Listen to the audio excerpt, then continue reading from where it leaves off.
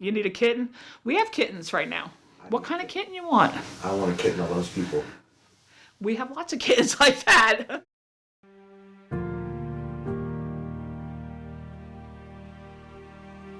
There's lots of times I want to shut my phone off for a day and just give myself a break, but I know that it might cost an animal its life, and I'm not willing to do that. There's no better feeling than when you take an animal that everybody's given up on and kind of dust them off and clean them up, and then got this beautiful creature who's happy to be alive.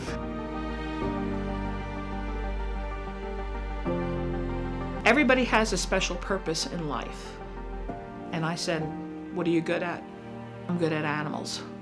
And that's what I want to do for whatever time I have left on this earth. This is what makes us happy. This is what we want to do. This is our calling in life. We have to be their voice.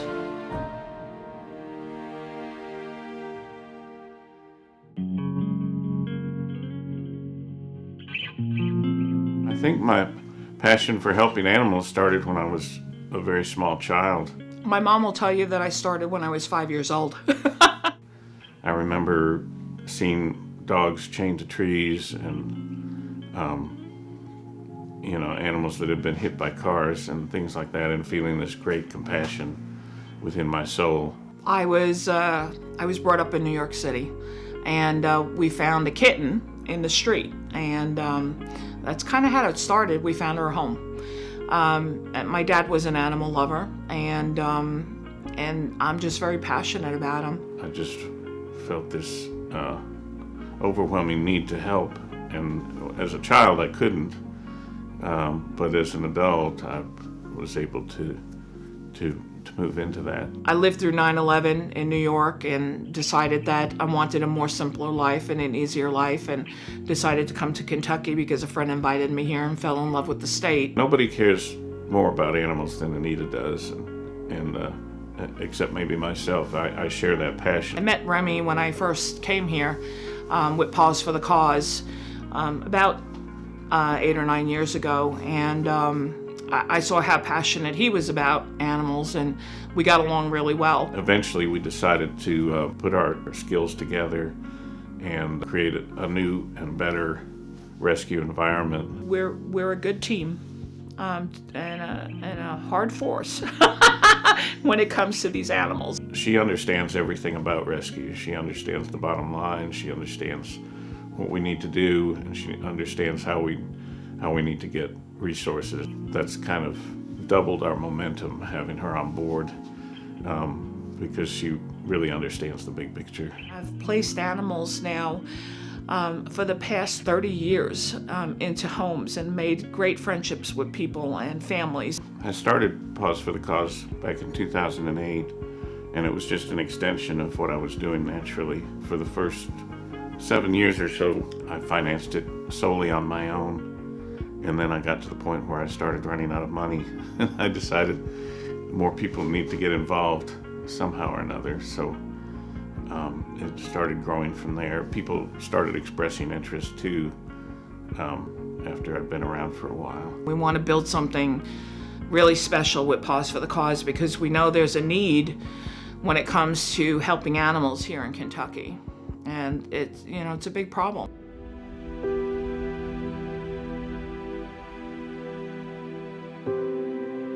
When I first came here, we were the 50th state when it came to abuse. Now we're, I think, 46.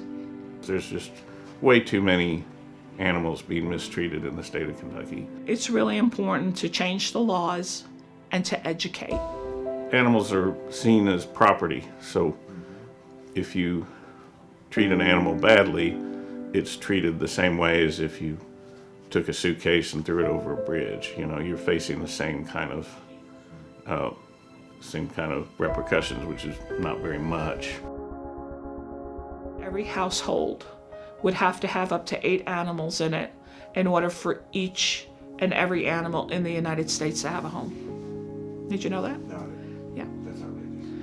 And that's because of the fact spay and neuter is important. I would like to see it become something that if you go to a shelter or you go to a store, an adopted pet, that pet is spayed or neutered as part of the whole deal. And that's really what has to happen, because there's thousands of animals being euthanized every week in the state of Kentucky. It's ridiculous. A lot of people are on a fixed income. COVID has changed a lot of things for people.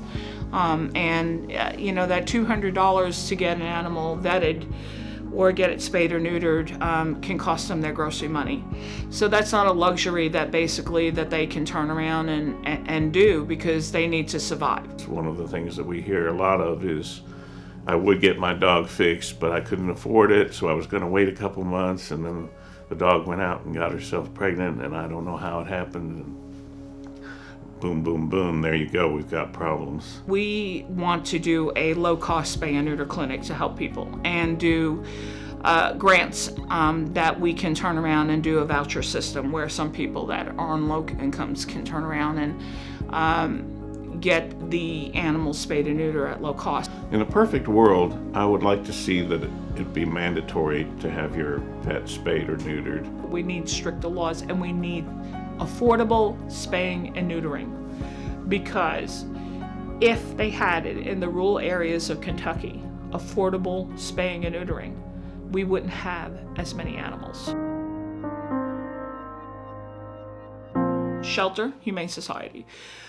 A shelter has to take in the animals no matter what, because they're doing a job for the county, and they get paid by the county to do a job, and it's not an easy job. Shelters are typically underfunded and managed locally, and that can create problems. If there were a set of regulations and a set of rules, and it was managed statewide and it had adequate funding, then that would help put more pressure to create better legislation as well, because the state would realize, how much it costs, and I think there would be better regulation of some of the smaller shelters in the smaller counties. Some of the counties don't even have any shelters; they can't afford them. The Humane Societies are an off branch to the shelter to be able to help some of those animals get out of the shelter. We are more of a placement agency. We place the dogs in the right home. A lot of them come from really hard situations between hoarding, abuse, homelessness, left behind in an apartment for days. We don't want anybody just to get that dog. That dog has certain needs, and that's what we are different from a Humane Society. We're kind of a matchmaker. We make our dogs a part of their family. We make our cats a part of a family. I still get pictures. On the darkest day with the hardest rescue that comes in, I get a picture in a text that says, "I just thought about you today." And that picture comes at a time where I really needed that, to keep saying that, okay, we're not defeated today, we can keep going,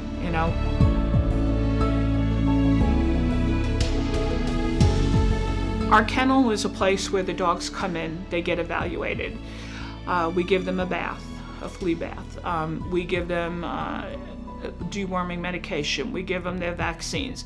We evaluate them to see if they need any medical needs before they go to get spayed and neutered. Then we find a foster family for them to decompress. Some of the puppies, they're like little runaway trains when we first get them in, because they've never been taught any kind of manners, socially or anyway. And so we have to kind of get them into our foster home system, so this way the fosters can help them get to where they need to be. That foster family is a key component of what we do, because they will tell us, he doesn't really like kids, or he doesn't do well with this, or he really needs somebody to be home. They give us the information to make that adoption successful for us. It makes a part of our screening process easy. Foster families are the lifeline to our dogs. We pride ourselves in that. That family stays in touch with us for a long time and lets us know how they're doing. They've become a part of the Paws for the Cause team, and that's what we call it, because we can't do it all alone. We run 24/7 sometimes.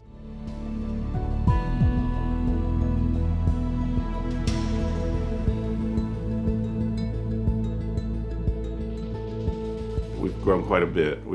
And the next few years are going to be a period of even greater growth, because we'll have our spay neuter clinic open. We've got our kennel, renovated, and we've got a new office area. A lot of people ask us how we survive, how we get by day to day, and the answer to that is it's purely on donations. If money doesn't come in, we can't do what we do. So we rely on donations. And the last 2.5 years, we couldn't do our big fundraisers that we do. We do 3 or 4 big fundraisers a year. We haven't been able to do them because of COVID. People sometimes think we're government funded or something of that nature, and we're not. We rely purely on the goodness of people's hearts and what they have to give. We had a very gracious donor that donated $5,000 to build a memorial garden. And then we have a very gracious donor that donated a lot of money to make a play yard for the dogs. That when they're there, that they can go out and play and have fun and forget about their past. We want Paws for the Cause to be open to the community, and we want Paws for the Cause to help people and the community in every way we can. We're going to try to get some funding to renovate the remainder of the building so that we can open up a community center for people who really care about animals. We want to make it a teaching element. We want to teach people why it's important to get vaccines for your dog, why it's important to have them spayed and neutered, why it's important not to give up on them when they have little behavioral issues because of the fact that you need to be able to train them and communicate with them. We have a grant that's in place right now that we're hoping that the state of Kentucky gives us, that we can build that program. We'll be reaching out to classrooms, we'll be reaching out to folks in the handicapped community and military veterans as well. A lot of veterans love to work with the animals, and it's very nurturing for them. It's very rewarding for them. We've got programs for all of those things already in place, and we're looking forward to really growing that once we get funding to finish out the community center. We want to teach the next generation what to do, and we want them to take the torch one day and carry it on. I'm not going to live forever, but I'd like to see this brought to some kind of fruition before I shuffle off this mortal coil.